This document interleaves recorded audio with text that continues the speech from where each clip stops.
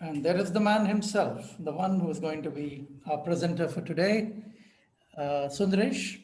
I have known Sundaresh since the late 1990s when I had the pleasure of bumping into him in the Marine Archaeology Department of NIO, that is National Institute of Oceanography, where he works for the last 31 years. So, this was the gentleman sitting amidst all the old, ancient artifacts that he had recovered from the oceans all around India. And it was a pleasure to meet him, of course, a very humble and non assuming soul. I've got a whole long list here of his achievements, which I am going to read out because it makes very fascinating reading. As you can see, he's from his video, he's still sitting in his office. I think he lives there. He doesn't have a home.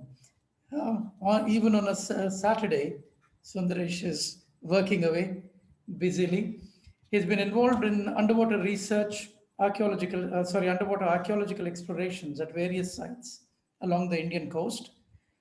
He has dived and logged more than 700 hours underwater with diving at Dwarka, Bet Dwarka, Somnath along the Gujarat coast, and Pumpuhar, Trankebar, Mahabalipuram, Pondicherry, and Manapad on the Tamil Nadu coast. He has also actively participated in marine archaeological explorations at other sites like Porbandar, Kodinar, Vijayadurg, Goa, and Lakshadweep. He is presently heading the Marine Archaeology Division and PRO section in NIO and working on the coastal archaeology of South India on submerged ports and shipwrecks. His contribution to marine archaeological research in India at various sites involves the investigations into the underwater cultural heritage by exploring the submerged remains of port towns and shipwrecks. His studies are helping in reconstructing the ancient maritime activities of India, which, as we all know, is a very sadly lacking field where there is very little work being done except by possibly only by Sundaresh. Some of his findings involved the underwater explorations at Dwarka, which revealed underwater structures, stone anchors, and other materials. Also at Pumpuhar, remains of the submerged Pumpuhar were found in the form of, sorry, 1 minute.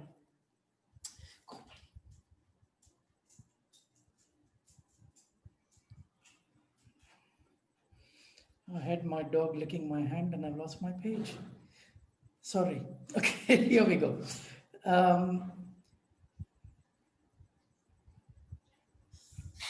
So he's been involved with underwater explorations at Dwarka, which revealed underwater structures, stone anchors, and other materials.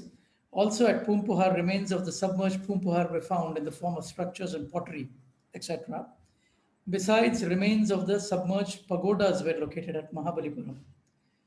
He was involved in an international expedition for the study of submerged structures at Yonaguni Island in Japan and shipwreck studies in Sri Lankan waters. He also led the cruise for underwater inspections and documentation of corals at Angria Banks, a rich biodiversity ecosystem of which, thankfully, I was a part of.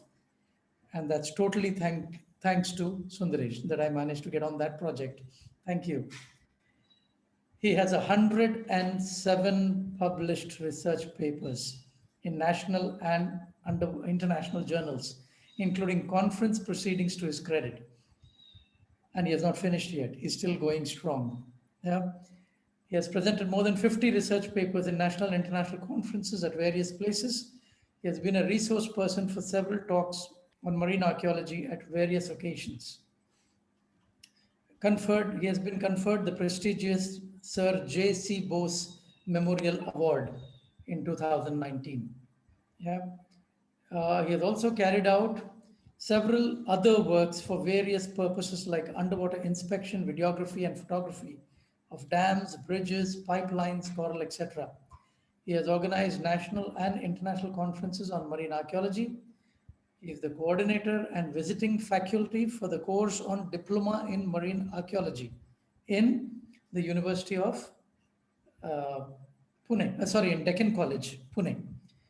He is a member of 6 prestigious professional bodies as a life member and honorable treasurer for the Society for Marine Archaeology Goa, a member of several institutional, state, and national committees, and is involved in organizing many activities at NIO for the last several years.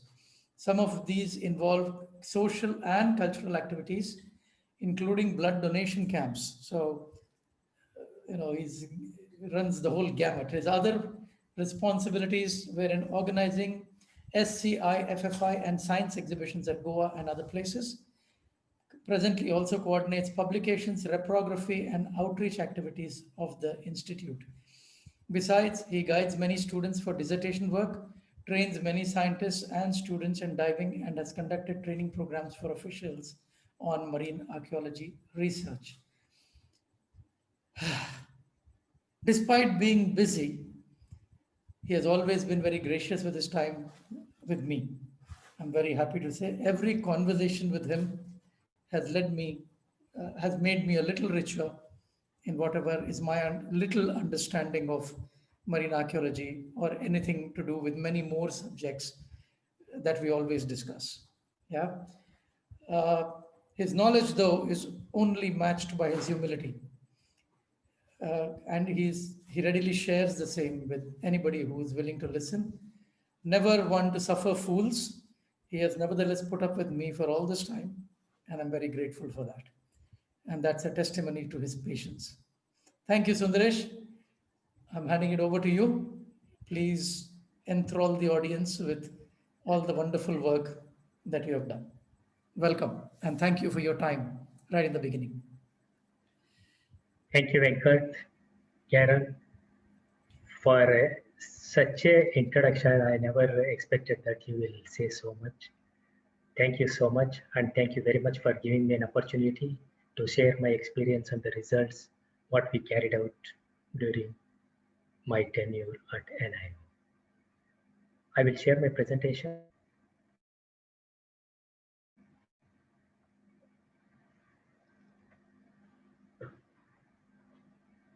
I'm audible. You're good. Only thing is you have to make the screen bigger. You know, the button at the bottom. You can make it full. Yeah.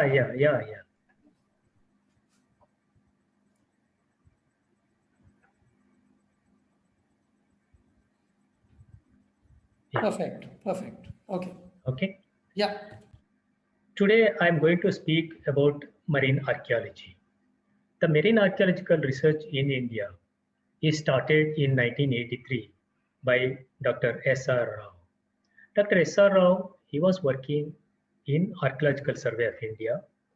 After retirement, he came to NIO and he was aware about marine archaeology, what are the research can be carried out in India, because rest of the world maritime archaeological explorations have already begun. They started, people were working at many sites, but in India no one has started. Then S.R. Rao came to NIO, and he came to NIO because National Institute of Oceanography, which has all sorts of science, branches of sciences, which are conducting studies in the ocean. When he was working at Lothal, he found the world oldest dockyard, known as Lothal Dockyard. Then he carried out excavations in Dwarka, near the Dwarkadish temple complex. Then he found some of the evidences. Then he thought that with the help of marine archaeological research, he can do wonders. That time people even never thought of that the marine archaeology can be started in India. So all credit goes to Dr. S.R. Rao. My eyes, hats off to him, I salute to him. Because that is how the marine archaeological research started in India, and people opened their eyes and looking forward to know more about marine archaeology. Marine archaeology is also known as underwater archaeology, nautical archaeology, maritime archaeology, in many other names. In different countries, different names. In India, sometimes maritime archaeology, underwater archaeology, marine archaeology, like that people used to call. This is an interdisciplinary study which acts as a bridge between humanities and sciences. It uses inputs from archaeology, geology, epigraphy, archives, marine records, oceanography, and all sorts of sciences which help to carry out marine archaeological research. The results of marine archaeological research will be helpful to geology, geography, ocean science, coastal impact, coastal erosion, many aspects it gives the results. It can be defined as the study of past seafaring from the material remains of the activities. Meaning, early seafaring activities, say for example, how man started using the ocean. Probably in the initial stage, he must have seen that a wooden log must be floating on the ocean. He must have sat on that, just moved away. Then later on, he tried to use, he cannot keep anything over there. Then dugouts started using. Then instead of one person, he has kept some luggage. Then this is how it must have started over a period of many years. The ocean is being used by the man.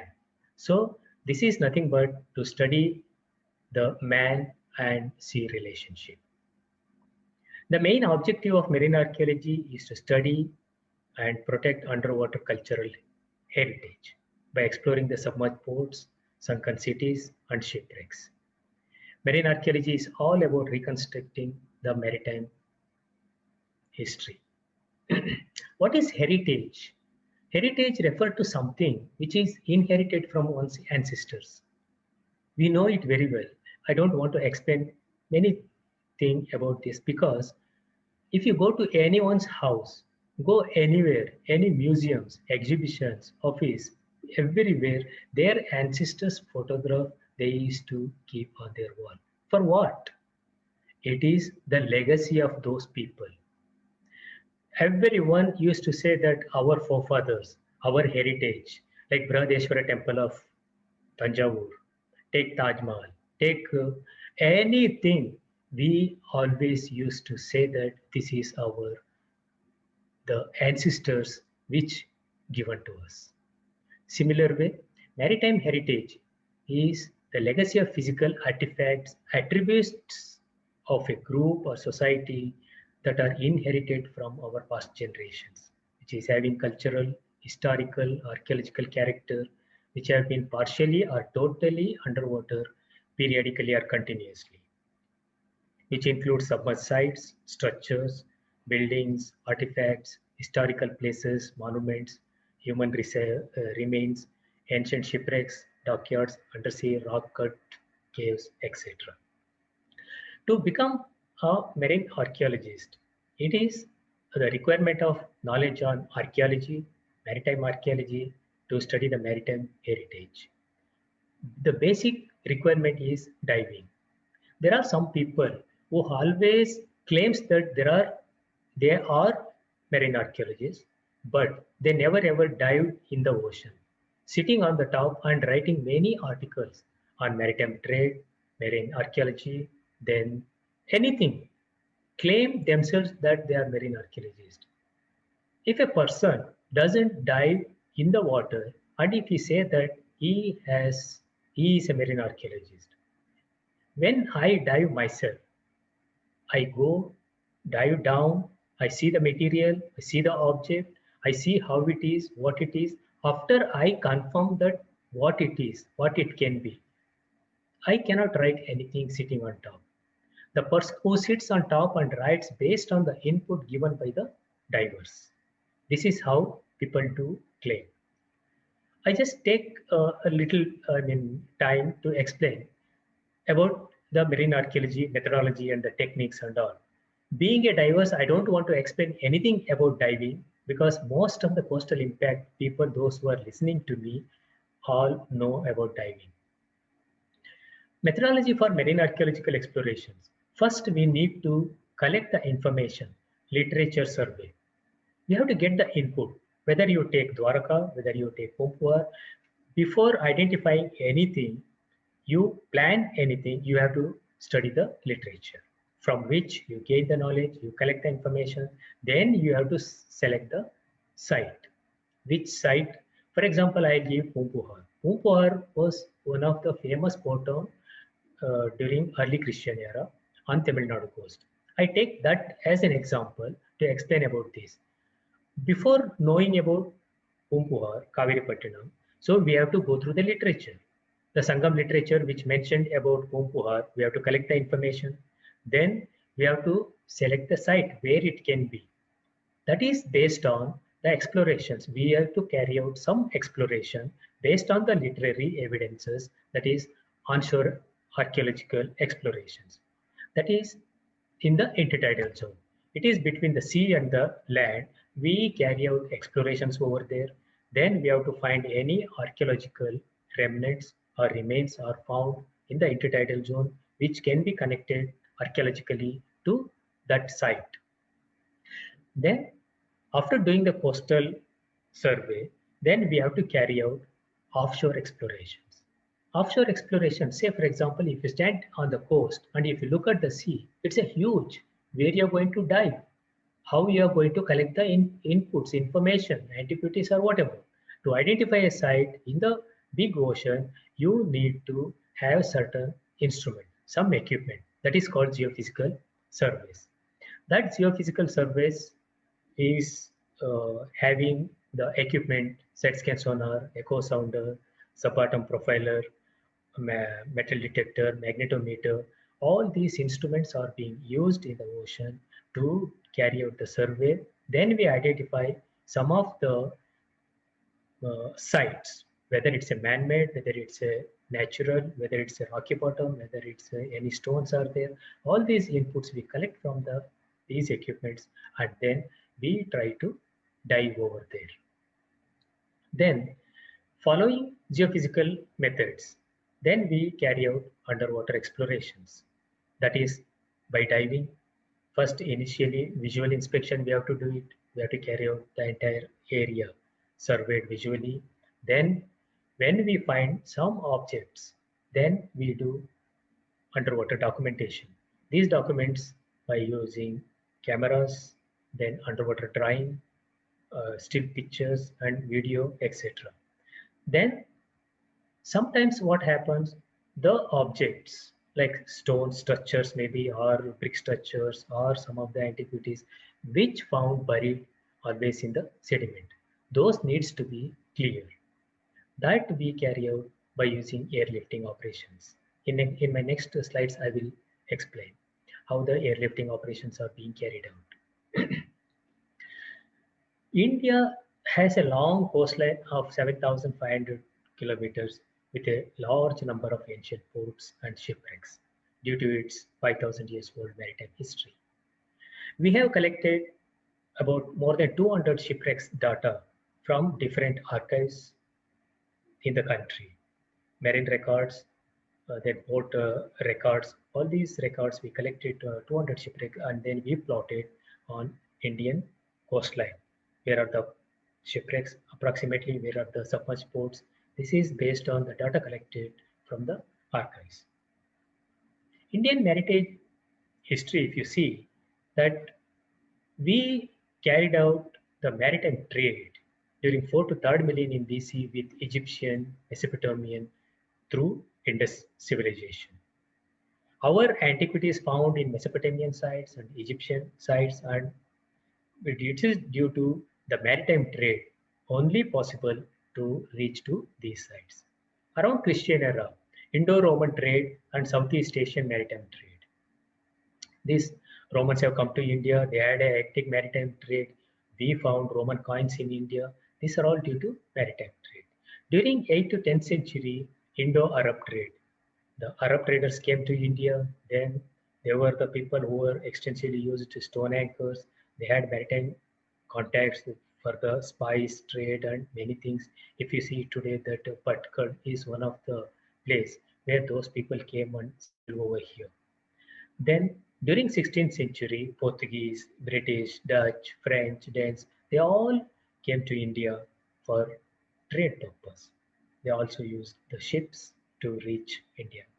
Then during 19th century, increase in traffic due to advent of steam engines. NIO carried out marine archaeological explorations at many sites. We carried out at Dwarka, Bet Dwarka, Porbandar, Somnath, then Sindhudurg, Vijaydur, Goa, Lakshadweep, Mahabalipuram, Pondicherry, Pumpua, Tranquebar, Manapad. At all these sites, we carried out underwater explorations to find out the ancient submerged ports and shipwrecks. This is how the geophysical survey, which I mentioned, sorry, these are echo sounder. This echo sounder, it gives the water depth and the seabed topography, whether it's a rocky bottom, whether it's a uneven, how is the seabed consist, that information we get it using echo sounder. Then the side scan sonar. Side scan sonar we deploy behind the boat, then we drag into that whatever the objects, whatever the stones are lying above the seabed, this instrument give the indication, whatever is lying on the seabed. Then sub-bottom profiler. This is shallow seismic, also it's known as shallow seismic instrument. This gives the subsea features. It means below the sediment, what are the materials submerged or buried in the sediment, we get the information using this instrument. Because what happens is that many times it so happens we get some of the like structures or stones or shipwreck remains or whatever using side scan sonar. But how much it is buried below that, sometimes which may not be visible above the seabed. So those type of features we get using a shallow seismic. And then magnetometer also we use to detect some of the any metallic objects which are buried in the sediment. Followed by, after getting the features of all these things, we used to mark, means the marker buoy is put over there at that site. Then the underwater investigations will start by using diving. This pre-documentation, post-documentation by using underwater video and still cameras, underwater metal detector, handheld metal detectors, drawing, and airlifting operations. All these things we carry out by using diving. These are some of the diving techniques. If you see here, a small rubber boat we used to use and tie the rope below that, and then divers will be using the rods which are tied with the rope. Then the rubber boat moves slowly. These divers will look at the bottom to search any objects which are lying above the seabed for the exploration work. Anytime, if a diver goes all alone or always buddy diving needs to be carried out, during diving, people get exhausted very fast. So here what happens, rubber boats it cools so that you will not, get tired very fast. Then this is juxtase search. Sometimes what happens when you are finding some of the antiquities, you expect some antiquities. So that time you are not supposed to leave even 5 meter or 1 meter space in between. These are all useful during the shipwreck explorations. Normally shipwreck, when we find the many artifacts which are lying here and there, if you superficially, if you explore just above the seabed, you may miss something. So that's what this type of juxtase search, which will be useful. You have to put 4 marker buoy, then tie the rope in between, then how these divers are moving. This is called juxtaser. This is another swim lane search pattern. So divers will hold the rope, 3-4 divers on a line, tying a buoy and marker buoy, because that is always useful, because whenever the divers are diving, we have to keep a watch from the boat. This is another technique which we used to explore. This is one more circular search pattern. We have to tie a marker buoy with a rock plot over here. Then we have to take slowly in a circular pattern by buddy diving. This also useful to explore, to conduct the archaeological explorations.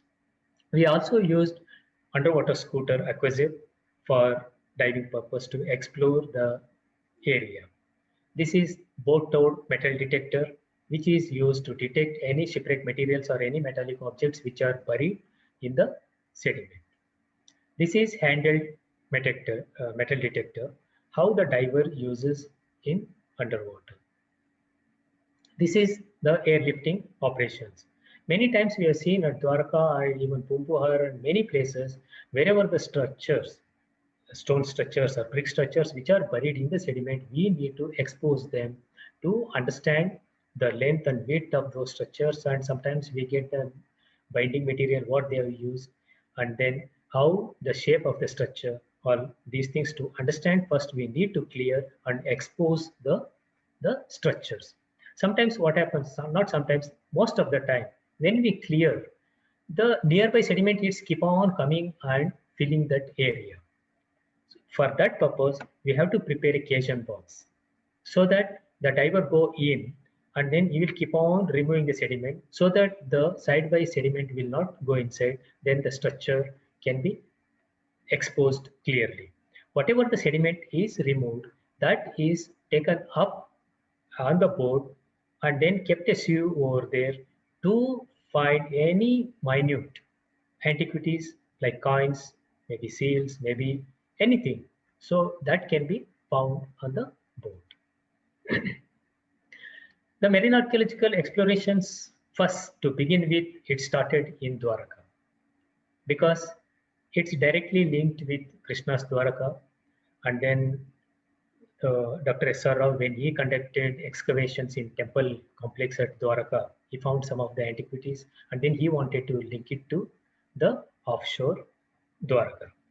So Dwarka and Bet Dwarka on Gujarat coast, these are between 30 kilometers distance. This is the 13th century Dwarkadish temple.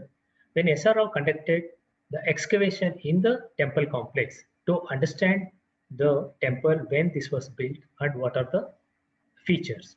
So here he started the uh, digging the ground for excavation purpose, and you could find about 1400 BC lustrous redware. This is the pottery which is of 1400 BC. Then he found all other evidences of the first Dwaraka, second Dwaraka, fourth Dwaraka, all these sort of things. Then he thought this is Dwarkadish temple, this is Samudranarayan temple, this is the Gomti Creek, where the underwater investigations were carried out here. What he thought that when he excavated up to 10 meter below the subsurface, he thought there should be something of the same height or same level, maybe Krishna's Dwaraka or some underwater structures definitely will be there. So keeping that thing in mind, yeah, underwater investigations started in this area. This is Dwarkadish temple, Gomti Creek. So this is from the shoreline, about 1.5 to 2 kilometer. Thorough underwater investigations were carried out. And then we could find these are the contour maps and these are the findings. And then we could find a different types of stone structures found between 3 to 6 meter water depth, even up to 6-7 meter water depth, not beyond that. Beyond that, we could find stone anchors. If you see here, these are the structures when they were there in underwater between 3 to 8 meter water depth. Those were used for some construction purpose. These are the stone anchors. So these found up to even 18 meter water depth. It starts from the intertidal zone up to 18 meter water depth. It's almost more than 100 stone anchors were found of different shapes. These are called triangular anchor. These are all grapnel anchors. This is single wood stone anchors. After Dwarka, we started exploring at Bet Dwarka. Bet Dwarka is about 30 kilometers north of Dwarka. It is near to Oka. From Oka to Bet Dwarka, we have to go by boat. There is no land connection. It's an island. When we did underwater investigations, we could find some of the potsherds and all. And then we also carried out excavations in the intertidal zone, almost on the onshore, just near the coast. At 6 places, we could find we could do excavations on land to connect the antiquities with the offshore findings. We have also found the stone anchors, similar type of stone anchors found from Dwarka. These looks much earlier than Dwarka. We have also found a Roman amphora. This is the Roman amphora.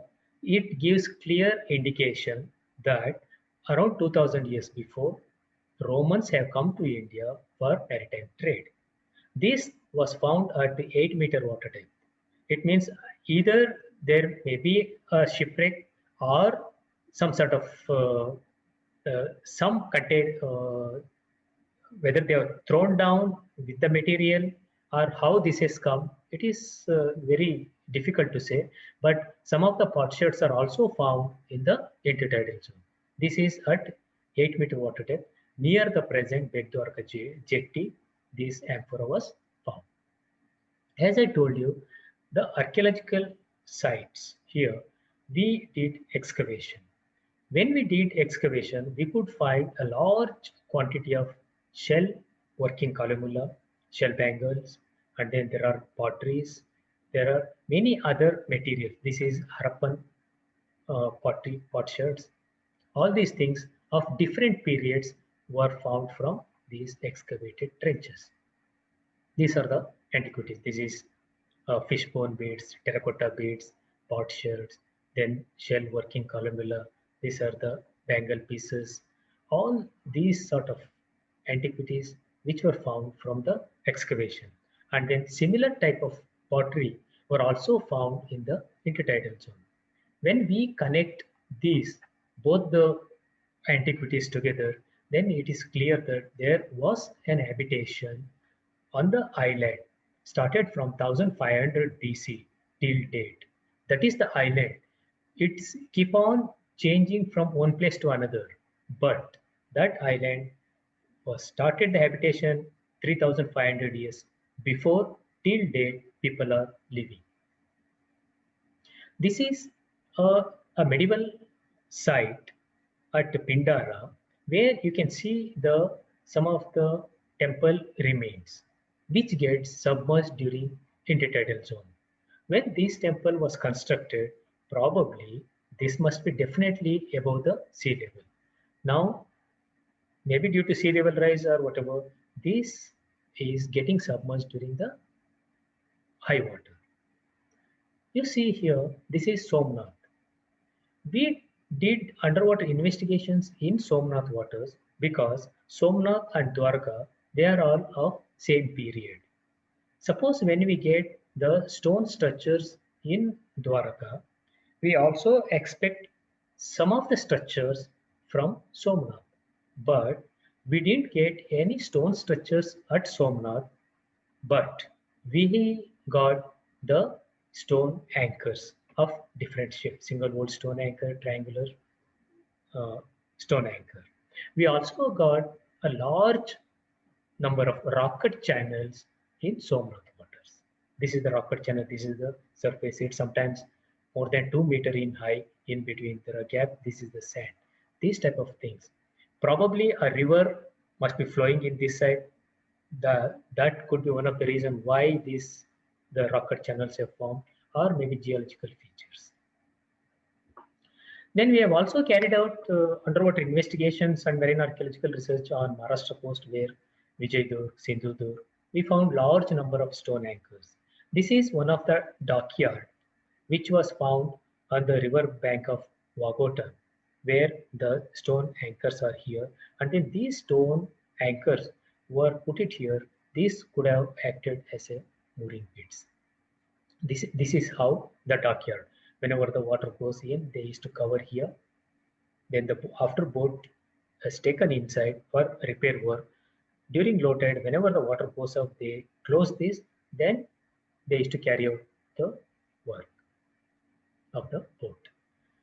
And then near Vijaypur Fort, we found one underwater structure. That structure, it is towards the sea.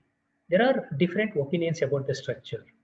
Probably that there, because of less visibility, we could not take any underwater pictures over there. What I wanted to say is that structure is about some 7 meter in width and then about 130 meter in width. I'm sorry, in length. what has happened? Some people do believe whenever the enemies they are coming towards the fort, the enemies doesn't know there is a wall. When they drag on the wall, so definitely their boats get damaged. That is one thing. The second thing is to protect the fort from the high tide currents, erosion, everything. That wall must have been built. This is the opinion of different people. So come to Goa. We all know about Goa, Gopakapatnam. Goa was ruled by several dynasties: Satavahanas, Bhojas, Chalukyas, Rashtrakutas, Kadambas, Vijayanagar, then Bijapur Sultans, followed by Portuguese. Earlier, the capital city of Kadambas was here in Chamdor. This is on the bank of river Kushavati, which connects to river Zuari, which connects to Arabian Sea. This is how they had a maritime trade and their contacts by using this. Due to siltation, JKC II during between 1050 to 1080, this port capital was shifted to Gopakapatnam. This Gopakapatnam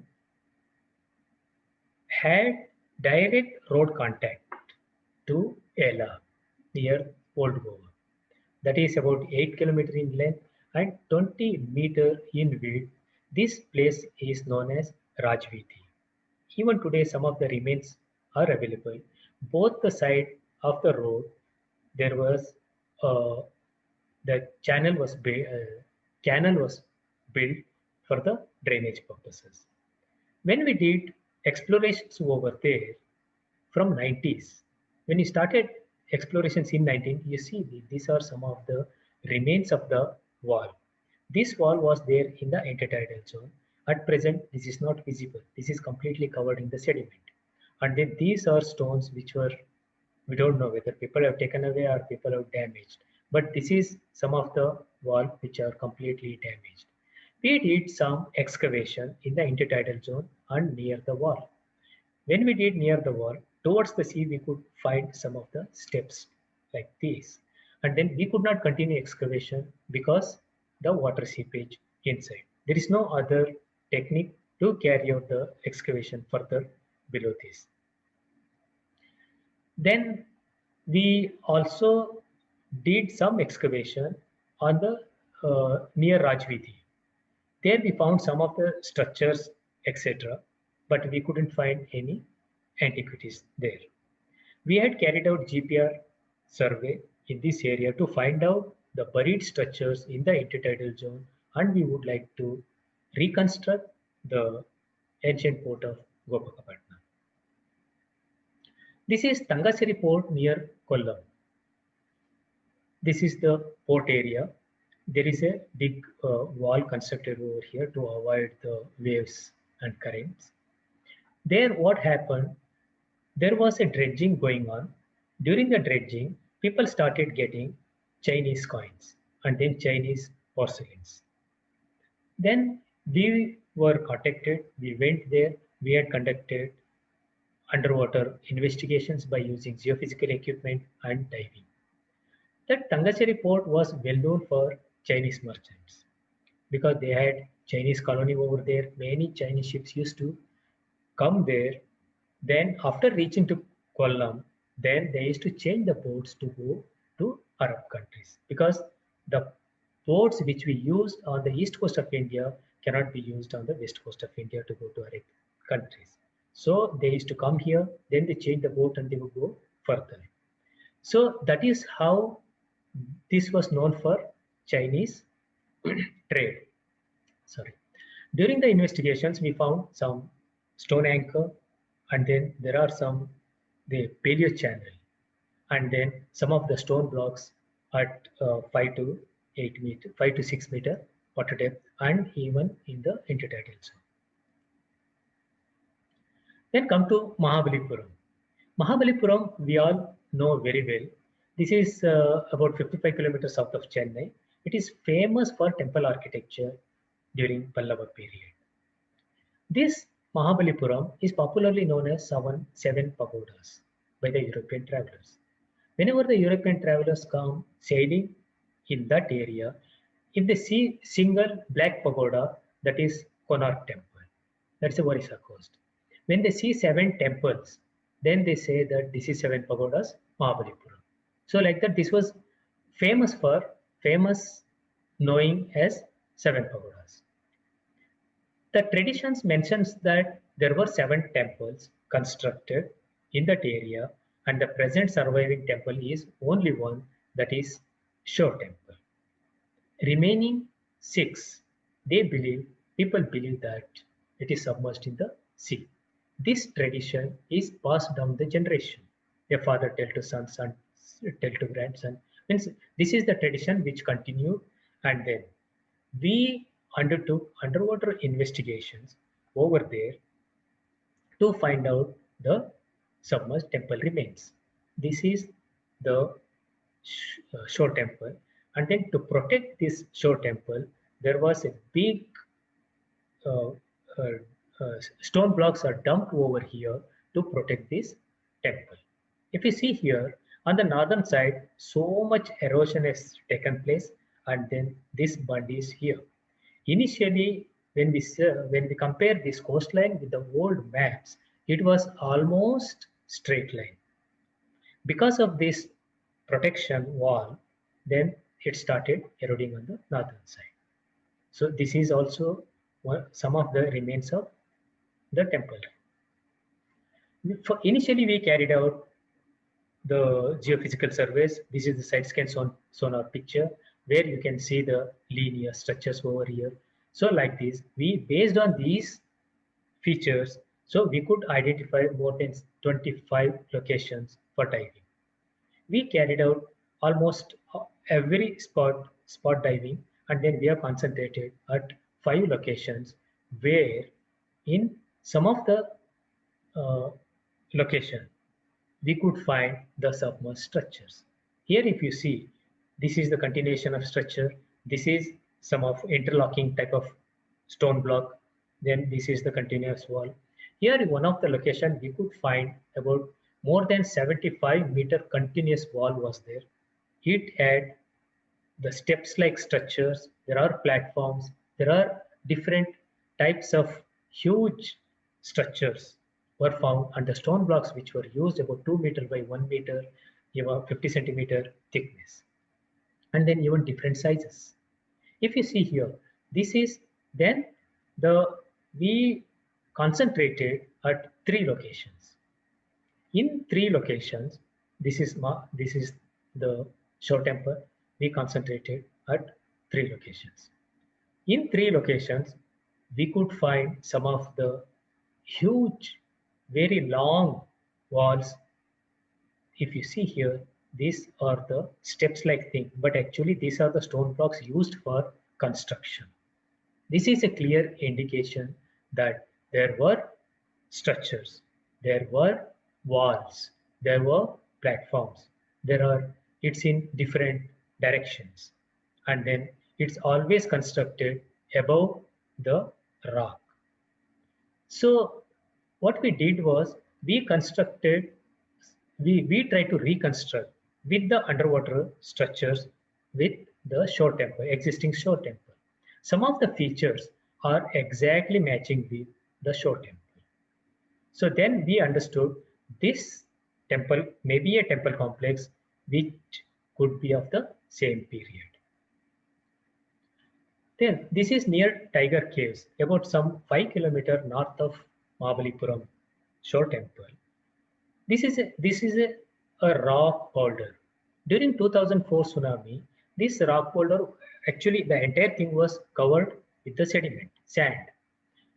During the 2004 tsunami, this rock got exposed a little bit, only on top portion, maybe of 1 feet or something. In that, 2 to 3 inscriptions were found. Then some people reported that there is something written on that. Then Archaeological Survey of India, they did excavation. When they did excavation, they could find a temple remains, which was completely buried in the sand.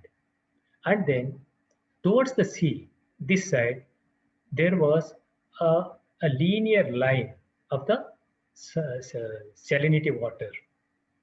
This is a clear indication that once upon a time, sometime before, there must be a high tidal wave or similar type of tsunami or something must have happened. During that time, all these temples, even the ones which we found in underwater, must have been submerged. Then come to Kaviripattinam. This is Kaviripattinam, also known as Pumpuhar, Puhar, Pukar, Kaveri Pumpattinam, Cholapattinam. This is the early Cholas capital, situated on the mouth of the river Kaveri, about 254 kilometers south of Chennai. Now, this was a flourished port town during the early Cholas, and then they had a maritime contact with Romans. There were people who lived over there. The Sangam literature has clearly mentioned that how the township was there, which are the people lived over there, who are the business people, who are the high class people, wherever, which are the streets. All total description about Kaveri Pattinam is mentioned in Sangam literature. Then it's also believed that the town was extended about 30 miles, lived by 60,000 families. Then at the same time, Manimekhalai, one of the Sangam literature, is mentioned that the port town was destroyed by the sea due to not celebrating the Indra festival. At that time, Chola king Ilankili lost his son. In that grief, he forgot to celebrate the Indra's festival. So Indra got angry. So he cursed that the entire township should be submerged or vanished. So he cursed that one. So here, this is the belief or tradition. But then we carried out underwater investigations to find out the remains. If at all it's got submerged in the sea, so we have to we have to definitely get some of the remains. Then when we carry out underwater investigations, our main intention, our main aim of the study is to reconstruct the port town by getting the underwater submerged structures or archaeological evidences, archaeological antiquities. By using them, we would like to construct the submerged port town of Pumpuhar. First survey was conducted at Pumpuhar in 1981 by NIO. That time diving was not carried out. The first diving was carried out during 1990, 89-90. Then we carried out the investigations, onshore investigations from Kaveri Pattinam up to Tranquebar, about 15 kilometers. We walked around, we investigated in the intertidal zone, onshore, on the land. We totally explored this area and got some of the evidences which are of like terracotta ring. Terracotta ring well found at Kaviripattinam. And then, as mentioned in Sangam literature, and then we also read that the big ships used to enter river Kaveri without folding their sails. It is mentioned in the literature. But if you see today, this is the river Kaveri where it joins the sea like a small channel, small canal. In the intertidal zone, during the survey, we found some of the stone structure, some of the pottery which are embedded on the sediment. This is one brick structure exposed, means in the trial trench, we exposed in the intertidal zone. This is about 4 meter in length, 1.2 meter height, and 1.2 meter in width. The size of the brick 3618 by 10. These are the brick size of Sangam period. We also found some 4 structures at 1 meter water depth. So it's about some 60 meter away from the high water line. This was exactly opposite to Kaveri temple on the bank of river Kaveri. This is about Vanagiri, about 1.5 kilometers south of Pumpuhar. A storage jar. He is Dr. S.R. Rao. These are storage jars which found buried in the sediment.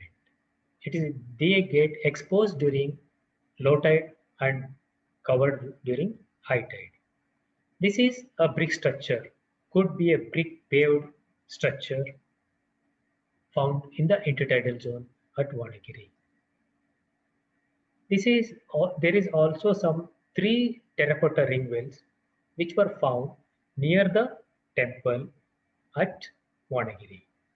These are all the indications that the habitation was existing and part of the habitation got buried in the sea. No one is going to construct any terracotta ring well for drinking water. Now, this must have definitely used, even if you go nowadays in some of the villages, the old villages, they are having these terracotta ring wells for drinking water purpose. Chinna Vanagiri, about 4 kilometers south of Pumpuhar, there also we found some terracotta ring well which were surrounded by burnt bricks and some of the broken terracotta objects. We carried out excavation in the intertidal zone at Tranquebar. Again, SR was here. We found medieval period structures in the intertidal zone below the sediment. After collecting all the information, then we carried out the geophysical surveys about 24 kilometers north-south at Pumpuhar and then 5 kilometers east-west with a grid of 215 meters up to 25-meter water depth. We have found several anomalies between Tranquebar and Kadekadu and examined by diving. All archaeological important sites are marked, explored, documented, and airlifting operations carried out for excavation purpose. These are the sites which we found using geophysical surveys, and we carried out underwater investigations by diving. This is a oval-shaped structure at 23-meter water depth. There are some brick structures which were found in 78-meter water depth, and then where opposite to river Kaveri, when we did excavation using the airlifting, we could find early historic pottery. These are dated to 3rd century BC to 3rd century AD. This is a piece of Roman amphora. We also found a shipwreck at Pumpuhar.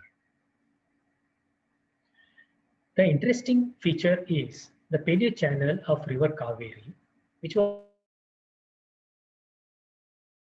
meter below the seabed, about more than 500 meter width opposite to Kadekadu at 10 to 15 meter water depth.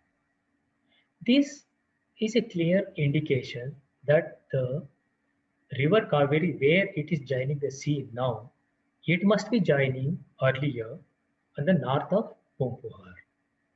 A few dressed stone blocks are also found at 5 to 8 meter water depth with many irregular shapes of Kadekadu. The problem there, up to 15-meter water depth, there is no visibility at all. It is totally dark, totally dark. Maybe the sediment is blackish, where the water churns and never ever we found any visibility. Once in blue moon, just it becomes a very pale, very light visibility, maybe for half an hour, 1 hour or something. Otherwise, throughout the year, it is totally dark. But beyond 15-meter water depth, up to 25-meter water depth, when we did diving, the 25-meter is totally transparent water. This is a oval-shaped structure, about 23-meter water depth we found. And then this is with the side scan sonar picture. If you see over here, this is based on the drawing with the measurements what we did, we collected. The northern side is little this is about 3-meter height, whereas it's going towards south. This becomes very low. And then there are two features also on the north of this oval shape of structure that also we examine. There are 2 meter by 1 meter size stone blocks are used over there. We don't know exactly what it could be, but there are some structural remains found at 23-meter water depth. And then these are the underwater pictures. It is we did thorough underwater excavation by using airlifting operations, but we never got any pottery or anything. Also, the seabed was so hard we could not dig further below than that. This is just for information. What I wanted to put forward you is that how the coast is behaved. These, based on the Sangam literature, in 1976, the then Chief Minister of Tamil Nadu, Karunanidhi, he reconstructed some of the structures based on the Sangam literature at Pumpuhar. He constructed like many structures. That time, there is a Kannagi and Kovalam. They were the main figures which they mentioned in the story, in the literature. This is the Kannagi statue, which was installed about more than around 200 meters away from the coastline at Pumpuhar. Then over a period of time, in 1996, in 1990 itself, the structures have started falling down. In 1996, this Kannagi statue, which was installed much inside, has shifted to the other area over here. It is about from that structure till this about 100-meter distance. Then again, this structure is shifted further towards the land. Now it is removed here. When we went in 2013 for the survey work, so that time this structure also was not there. The sea is encroached almost up till here. It is very close to the structure. This statue.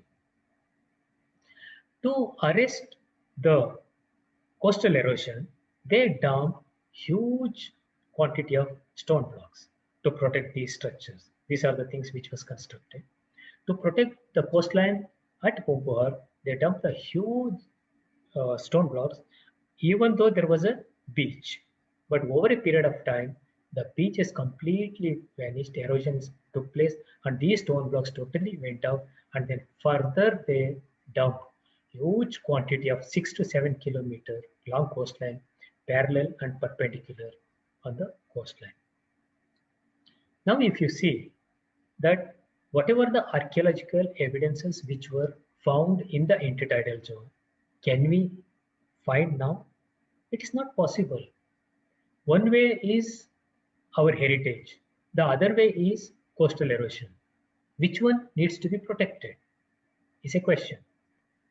Then, after doing all these things, putting all the huge stone blocks and then still erosion is keep on happening. We have not gone after 2013. Now we don't know the status. This is Ellaiamman temple. When we visited in 1996, part of the temple, it's a more than 50% from here, the structure was here remaining. It is completely gone. When we visited in 2013, the entire temple is completely vanished. And the village also has shifted further towards the land. This is a Masalamani temple where this was constructed in 14th century, 1304 AD. This temple was constructed, and when we see the Danish fort, which was constructed in 17th century, this temple was much inside from the fort wall. Then this temple is completely broken. And if you see here, this is the fort wall. This is the fort wall where the water is entered here. And after the entire temple collapsed, then this temple was rebuilt by using modern stones.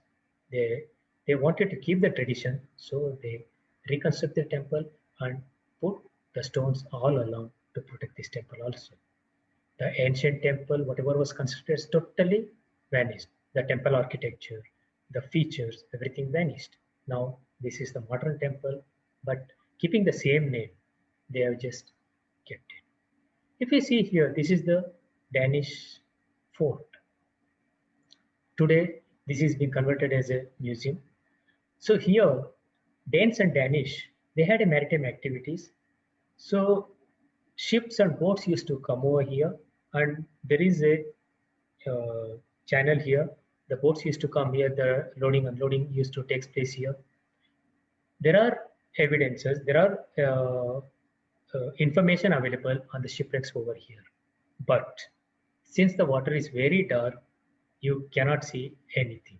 If you see here, the coastal erosion, this was totally buried in the with the sediment. Over a period of time, the entire sediment has completely gone off. This is about 2.5 meter in height. This is how the erosion took place over there. To protect this Densburg Museum, they dump the stones to protect this museum. See here, before dumping the stones, people used to collect the coins of Chola period, Danish, Dutch, silver, gold, all sorts of coins. During high tide, whenever the water comes and hits on the coastline, during low tide, when the water recedes, people used to go there to collect the coins. These are the coins which they used to sell to public. What we did was, we tried to measure the coastal erosion, how it's taking. With the available satellite image of IRS-P6 satellite image, we have used a 23.5 meter resolution, and then topographic charts of 1930 and 1970 were used to accomplish the shoreline changes along Tranquebar region. The study revealed that 497 meter erosion took place at Chaudikuppam north of Pumpuar and 380 meter at Tranquebar in 77 years. If you see there at Pumpuar, if they don't dump the stone blocks, must have been eroded. Much, the coast must have been eroded. But when they dump the stone blocks at Pumpuar, northern side of Pumpuar, the erosion started. It is more than 3 to 4 kilometer water entered inside the land. This is how the ancient ports which we studied. Now I'll show some of the pictures on shipwrecks. We also carried out the exploration for shipwreck explorations. We could find around 5 shipwrecks in Goa. That is one at Baga, the other one at Sonchi Reef, then Ami Shoals, then St. George Reef, and near Grandy Island. Venkat is much aware about all these shipwrecks. He regularly carry out underwater diving here for last many years, even much before me. So nothing more to explain about the shipwrecks, but I just wanted to mention. So this is the radar portion, which is in the Sonchi Reef. These are all the antiquities which we collected from the Sonchi Reef. So you see, this is the cannons. This is the gun, part of a gun. These are all elephant tusk, hippopotamus teeth. This may be the cannonball. This is the lead pipes or something. These are the polished granite blocks. Definitely a ship must be carrying these things when it was entering Goa. People, those sailors, they may not aware of the seabed topography at this area. During low tide, water will be hardly less than half meter. During high tide, the entire thing gets covered, looks like it's a deep water. So that ship must have come and hit. These are some of the antiquities. Those who can survive, they survive in the crevices of the rock. And then this cannon, it's due to heavy, people must have not lifted. That's how these things are still surviving. This is a St. George Reef near Grandy Island. This reef gets submerged during high tide and exposes during low tide. Known people only can avoid taking the boat in this area. But we could find one of the shipwreck over there. The ship was carrying the terracotta materials from Calicut to Goa. These are the things which were used. Even you can see Even today, some of the old Portuguese house, these are the roof tiles which they keep on uh, top of the house. These are the floor tiles. This is the wash basin or something. This is the base of the pillar, and then one above the other. These type of things they used to keep, and in the center the wooden log, so that the terracotta pillar like things. This is a bricks of 1865, the basal machine. These bricks were also made, and these things were also found along with this shipwreck. We also found 3 to 4 shipwrecks in Lakshadweep at Minicoy Island. The status of the wreck you can see here. These are all mm, after the steam engine introduction. These are all the boilers and some of the engines, flywheels, all these things you can find. But protecting shipwreck also is a big task. Nowadays, people don't leave anything, even if they get little what is the in the weight iron, they will sell off and they earn money. Nobody bothers about the heritage. We also found, as I mentioned earlier, that a shipwreck in Pumpuhar. This is about 32-meter in length, then 17-meter in width, which is in the east-west direction. We have found a cannon about 1.2 meter in length, iron casting. This may be the gunpowder boxes. So these are all found at 19-meter water depth. You see a large quantity of lead ingots. On the above it is written W. Blackett. On the river 1791-92 was embossed. The huge quantity of lead. This belongs to one of the UK company, W. Blackett. At present it's not there. Probably these leads were importing to India. This is radar. Then this is the radar guardian where they used to fix on the bottom of the backside of the keel, and the radar was fixed on top of it. Then these are all some of the. This is the. These are wooden logs. This is the porthole, and then these could be some chimneys or a part of the wreck which is totally uh, buried and we exposed during airlifting operations. So I conclude by saying maritime heritage are a constant threat of destruction due to increased industrial activities all along the coastline. You all aware of it, nothing more to tell. Nowadays, most of the developmental work is being carried out by many people.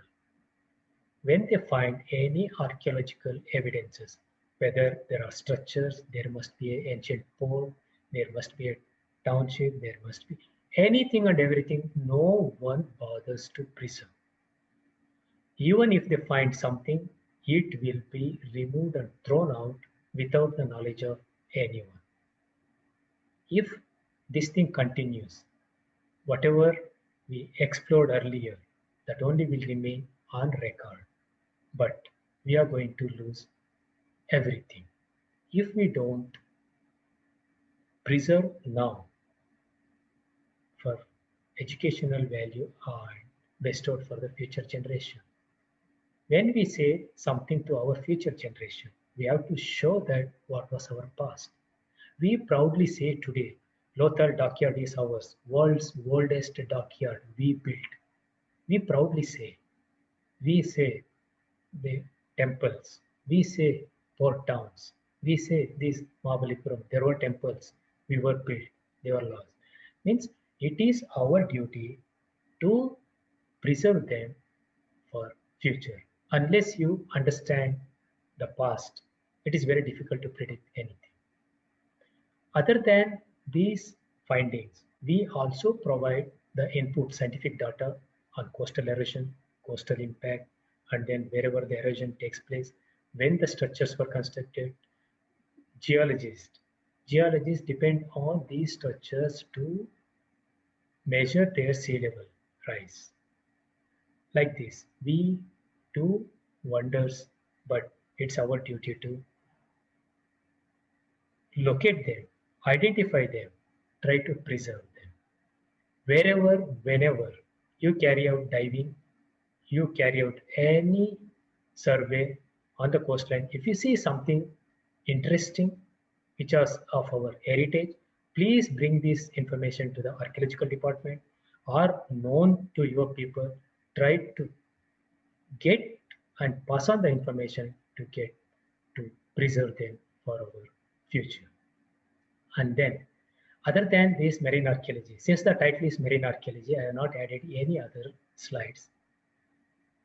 Venkat has already mentioned that we did wonders in underwater diving in for the corals, coral translocation we did. Then I carried out underwater investigations for dam inspections and pipeline inspection and much more. It's not only this certain things we did for diving. It's a wonderful thing. I feel proud for doing this job because underwater diving, maritime archaeology, so far we hardly 4 to 5 people, 4 to 5 marine archaeologists in this country. We are trying to build the strength because we have a long coastline. We have large number of shipwrecks. We have Indian coastline. India has rich in maritime heritage.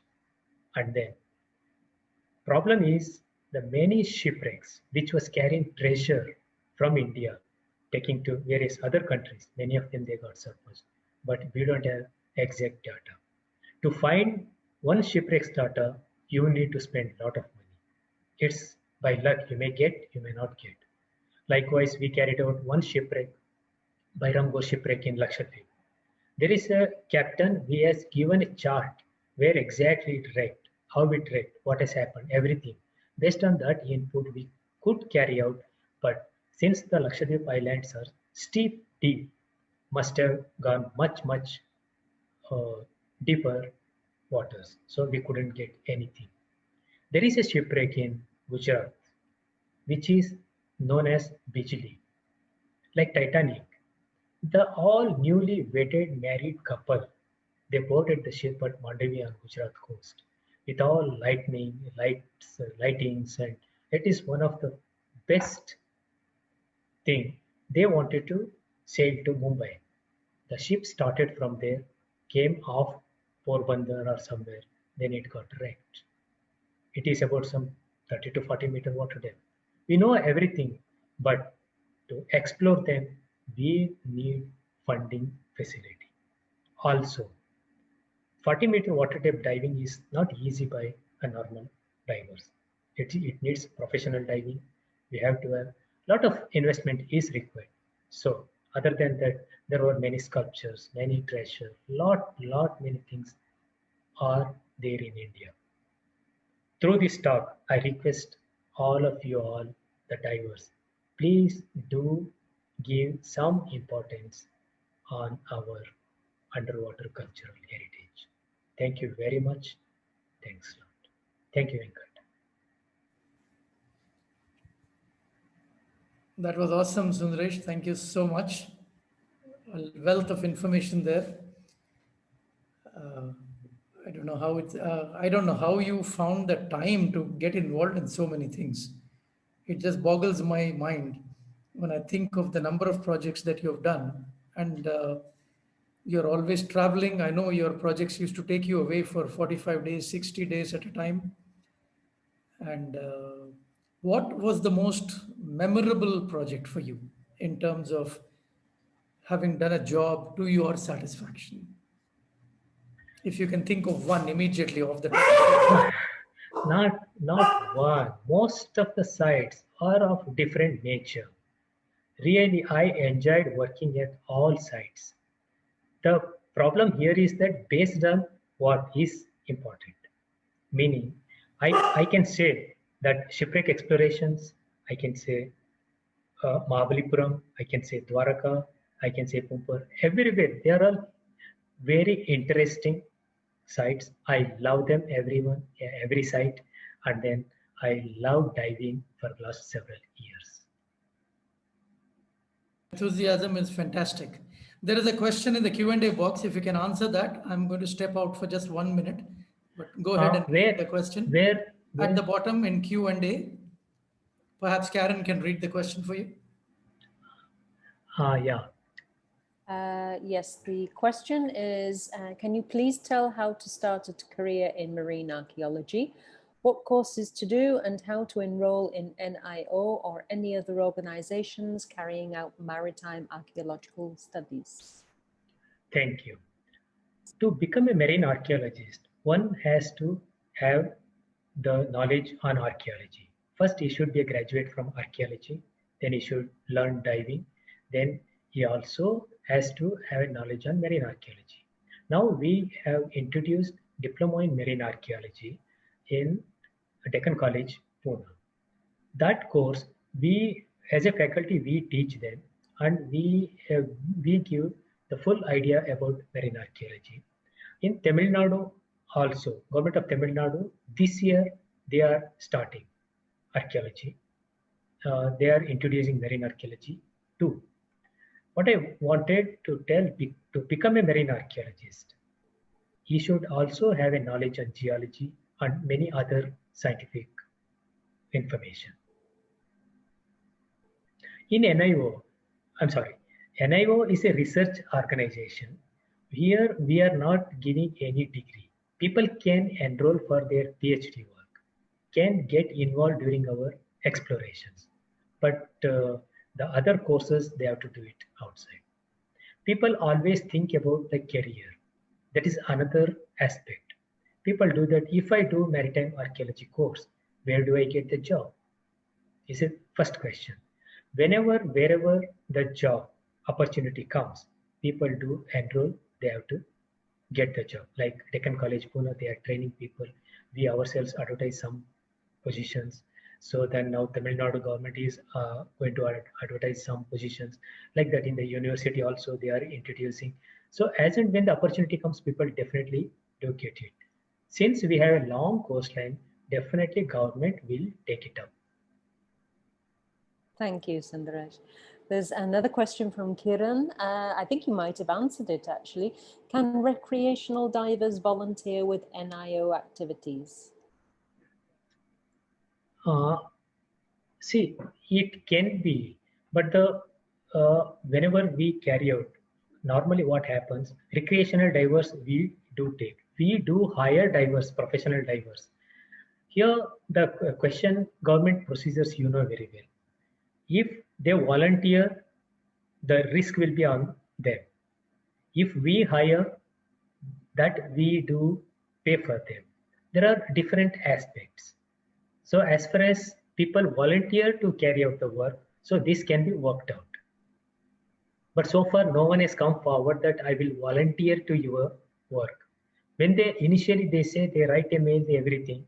When we say that we will do, by the time when we plan the explorations and when we take it up, that time they will never join. They may come just for a day or something, they go back. So nowadays to take any other person like just for a day or two is very difficult because the coastal regulations, coastal police, customs, port, this, that, many people, we do take permission from beginning till end, whoever works over there. So volunteers should request from the beginning and they should be there throughout the field work. Excellent.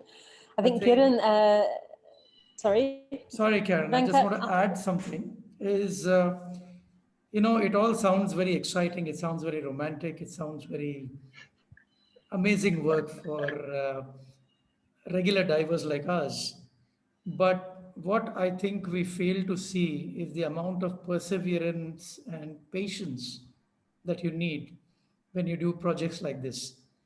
Because I'm sorry if I'm saying this the wrong way, but a lot of the work is actually boring work.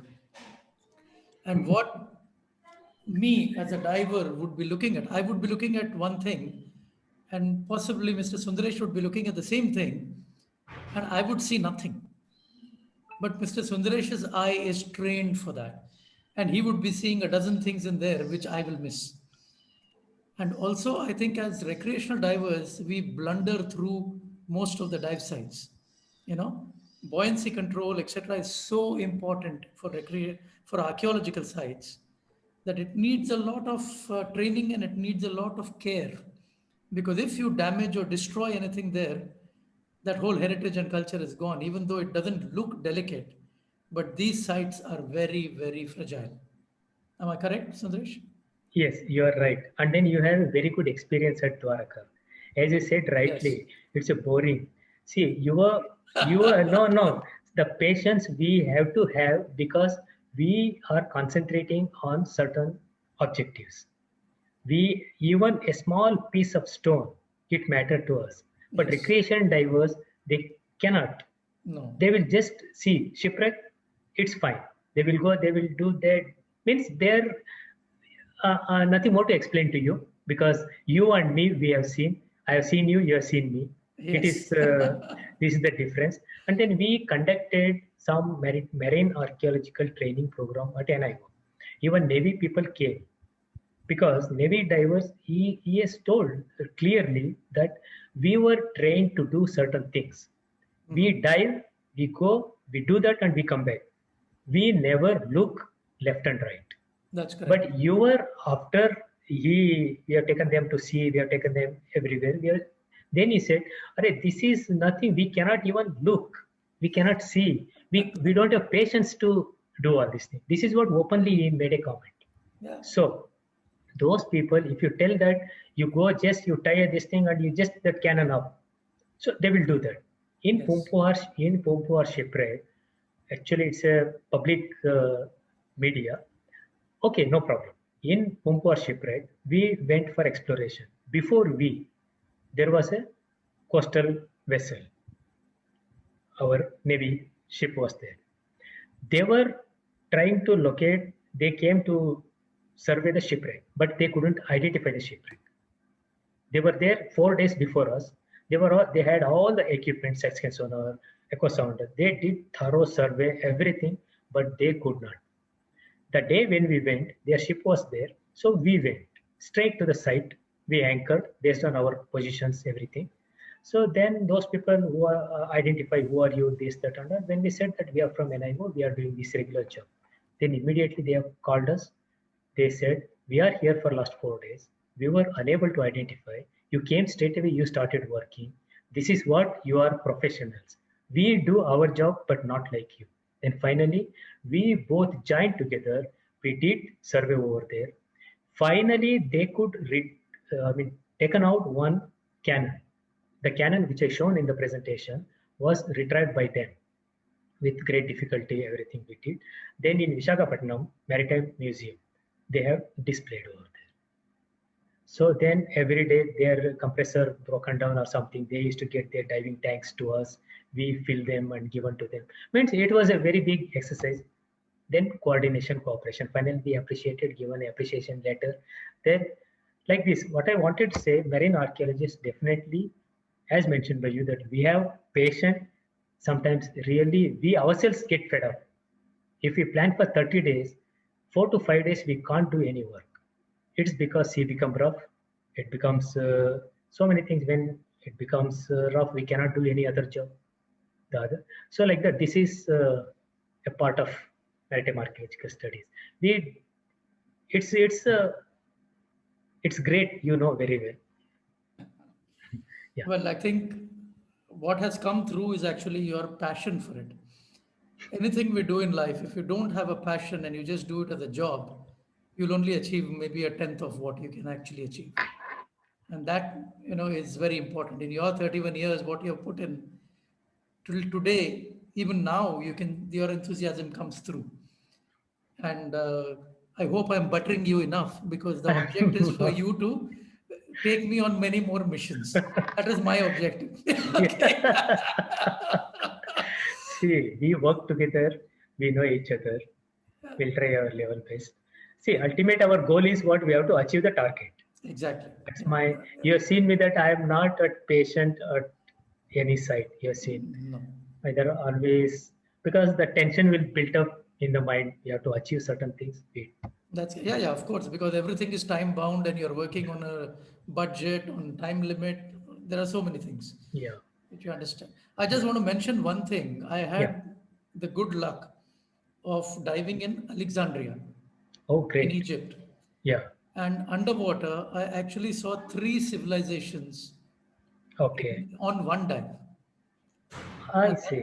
that was Great. totally awesome because again, Yeah. if we had been diving by ourselves and we had seen this, we would not have recognized most of the things. Great. But we were very lucky because there was one local diver Yeah. who ran a very small dive operation, Yeah. and his English was really bad. Yeah. But he managed to give us a briefing, managed to take us down, and he made sure Yeah. that each and every diver, we were a group of about 4 or 5 divers, Yeah. he made sure that each and every diver saw every artifact, and in his own limited way, he tried to explain what it was underwater with Yeah. science. Yeah. And it was amazing because you had Greek, you had Roman, and you had Egyptian artifacts down there. And he made that dive so special, you know. I see. That's what happens because if you don't have a guide who trains you, takes you, and shows you, you will miss half the things down there. True, true, true. I agree with it. Yeah. Okay. So Other than these sites, actually, we had carried out many other places, explorations, even in Karnataka coast we carried out, and Kerala, some other places we carried out. mhm. Then Maharashtra and Orissa, Konark we carried out. Then Pondicherry we found one shipwreck and many things. Due to, I mean, shortage of this thing, I could put only some of the. In Gujarat, the entire Gujarat coast was covered. We found large number of stone anchors, so many things, Yeah. many, much more. I can imagine now that you're telling me this, I can easily believe you've been underwater for 700 hours. That's awesome. That's really amazing. Okay, I think we have a few more questions. So Yeah, can sure. you do the honors? Karen, read the No, no, question. no, no. You go ahead. The boss is back now. Okay. All right. So Kiran has also got a question. Is there a singular exclusive museum of Indian maritime heritage? Actually, in Visakhapatnam, the Navy has created Maritime Museum. Other than that, I don't see anywhere exclusive Maritime Museum. We tried our level best to establish, but since it's a CSR laboratory and having other branches of sciences are more than marine archaeology, so we couldn't. Okay. Tamanna has got a question. Is it a good option to study marine archaeology in foreign countries like the UK and US? UK is much better because many of our students, like from Deccan College and from one person from Delhi, person from Baroda, means they all studied in UK and they got good positions over there, and then they themselves carry out certain, I mean, some work.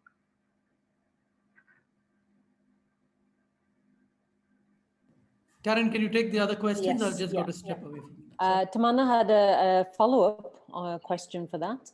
Yeah. She asked, how can we enroll at NIO if someone wants to, as a professional marine archaeologist? To assist only in the exploration work or for the PhD work or some sort of thing? I think she must. No, what exactly enroll Tamanna, with the NIO? can you just expand on that for me, please, Tamanna? And in the meantime, we have another question from Kieran. He asked, he mentions about volunteer activities do come with a bit of initial training, the same with volunteer with aquariums, and asked who could he contact at NIO if he wanted to do any of the voluntary work.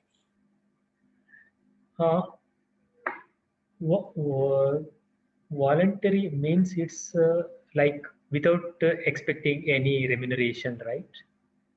Yes, yeah. Okay. So, yeah, you can send a mail. So whenever we take up any exploration, so we will try to involve. I think No, actually I've already. enroll. Sorry. He wants to study at NIO, or he want to participate only in the fieldwork. No. He'd already asked about volunteering. I think he's sent you some emails in the past.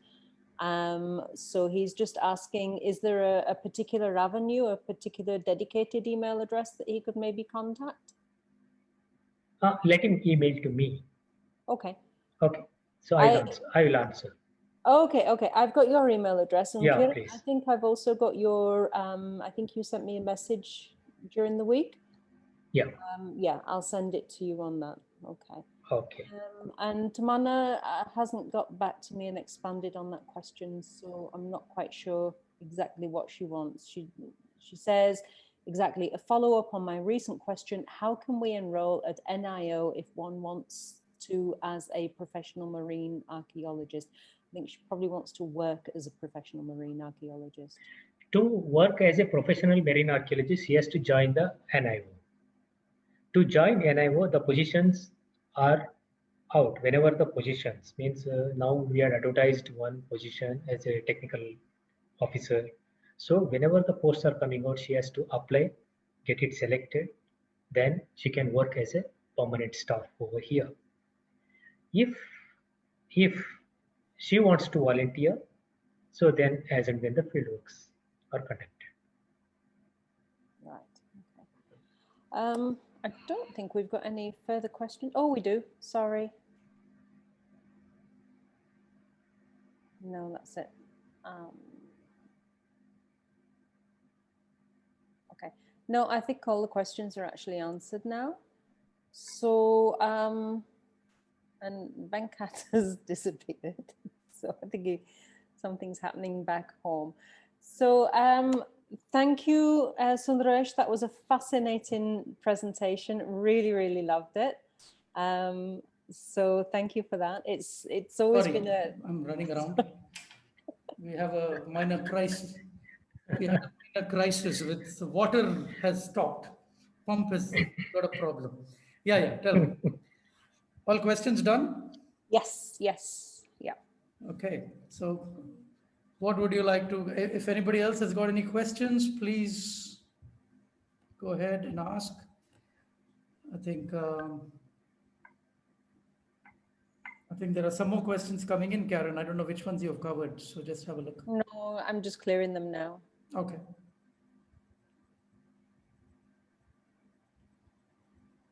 Today is a Saturday, Sundaresh. You're still working. Oh, That's you know very well Saturday, Sunday. Silly normally question. No. Normally I'm at office only. Yes, correct. Almost my working timing is also 8 to 8. So when is your next project and where are you going? Probably at Dwarka Right. as of now, because now those structures, whatever we have seen, they needs to be documented for digitization. Okay.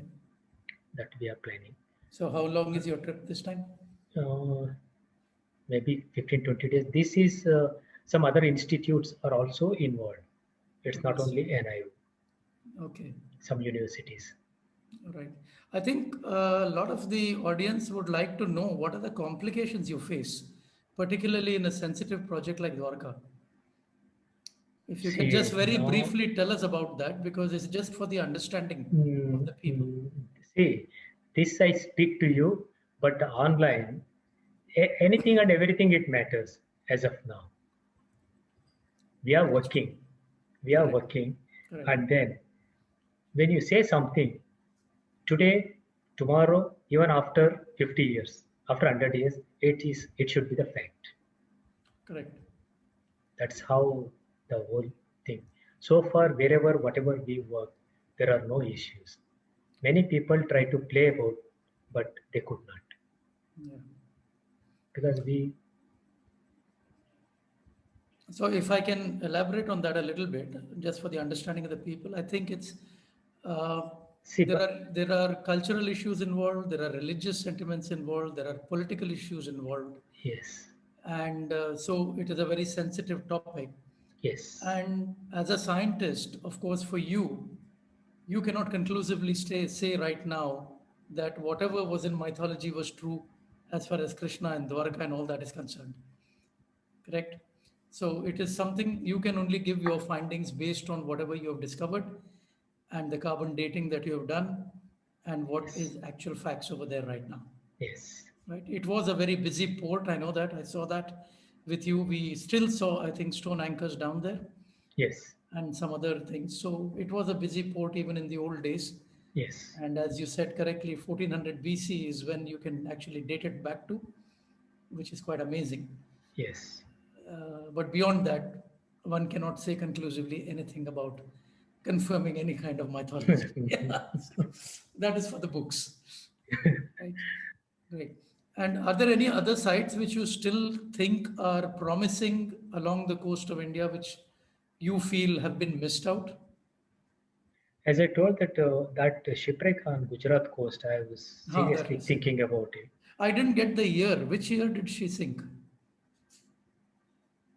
That is the detail I will give. It's there in my email. No, but approximately, because it is not very old, is it?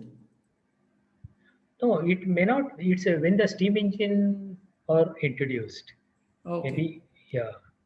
So that was the first steam engine wreck. Steam engine ship. Oh, I see. So which was sailing from Mandavi, Gujarat to Mumbai. Okay. So it That's was, very interesting. yeah. When are we going? If that is found out, if that is finding to be, meaning the wreck, Hmm. that will create a history like it's beyond. I mean, I'm available what? as a But volunteer, as a diver, as but even if all volunteers from the entire country, if they come, but the basic expenditure, that is one needs to take care. of course, yeah, yeah. It will be a big project, and especially if it's 30, 40 meters deep, Yeah, then that's it's a the big problem. job. Yeah, it's a big And job. then whether visibility is there or not, that you Yes. can't say. Gujarat is a big problem with visibility. Yes. That's correct. Anyway, let's hope and pray something Yeah. comes. Yeah, sure. Yeah. It will. Yes. Right. I So, think we are running out of time. yeah. Thank you so much for taking the time and the effort of joining us. I was 100% sure you were going to refuse me when I asked. So it came as a very pleasant surprise when you readily agreed to be here. And I think To everybody you, is. yeah. To you, saying no is not easy. That's I'm the. glad you think that. Excellent. Thank you very much. So, Thank you thank for your you. time. And I look forward to seeing you soon sometime. Yeah, sure. Okay. Good Thank you. night. Thanks a lot. Thank you very Good much. night. And No, that's whatever occurred, these really problems upset. happen. This is a major problem with internet and with webinars because we Yeah. are at the mercy of Wi-Fi, connectivity, and all kinds of issues. Yeah. True. All right. Thank you. Thank you Thank very you. much. Have a good Thanks a lot. weekend. Yeah. Good night. Thank you. Same. Good night. Thank you.